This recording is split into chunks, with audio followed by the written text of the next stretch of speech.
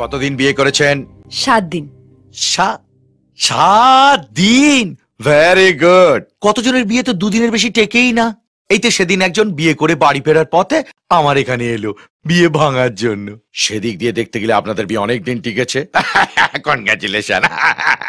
আপনার হাজবেন্ড কোথায়? আসছে। এসে গেছি। সরি একটু লেট হয়ে গেল। ডিভোর্সের জন্য অ্যাপ্লাই করছেন কেন? একসাথে থাকতে চাই না বলে। তা বিয়েটা করতে গেলেন কেন? বাড়ি থেকে বাধ্য করেছিল বলে। কত টাকা শ্রাদ্ধ হলো বলুন তো? আপনি এভাবে কথা বলতে থাকলে কত সময় শ্রাদ্ধ হবে বলুন তো? তাহলে আপনারা সত্যি সত্যি ডিভোর্স চান? তা ডিভোর্স চাই বলেই তো এখানে এসেছি। দুজনেরই একই মত? অফকোর্স। ওকে, কিন্তু এই ব্যাপারে আমার একটা ছোট্ট অ্যাডভাইস আছে। রেডিও মির্চিতে চিরদিনই তুমি যে আমার বলে একটি অনুষ্ঠান হয়, একটি ছেলে দারুণ হোস্ট করে।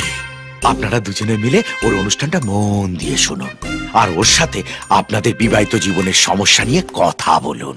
আমার বিশ্বাস ও আপনাদের প্রবলেম সলভ করতে পারবে। স্যার এই প্রোগ্রামটা আমি হোস্ট করি। ও স্যার, ঠিক আছেন?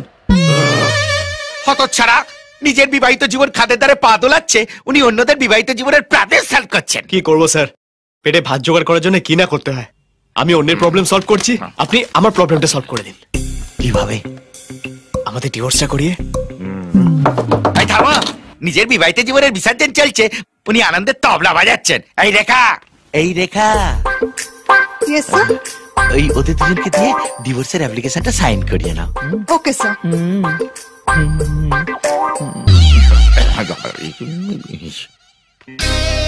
দাও গো দাও। আপনার হাজবেন্ডের নাম আর সারনেম দিয়ে সাইন করুন। সেটার দরকার নেই।